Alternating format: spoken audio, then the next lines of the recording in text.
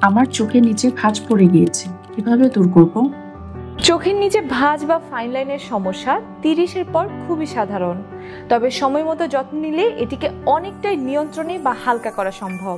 চোখের নিচের ত্বক শরীরের সবচেয়ে পাতলা অংশ, তাই বয়স, ঘুমের অভাব, পানির ঘাটতি বা অতিরিক্ত স্ক্রিন টাইমের কারণে এখানে দ্রুত ফাইন লাইন্স পড়ে যায়।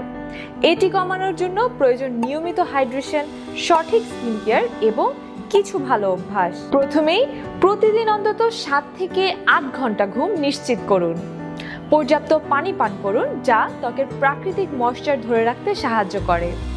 আই ক্রিম বা আই সিরাম ব্যবহার করুন, যাতে থাকে পেপটাইড, যা ত্বককে টাইট রাখে। সাথে হাইলুরোনিক অ্যাসিড হাইড্রেট করে ফাইন লাইন ভরাট করে স্কিনের।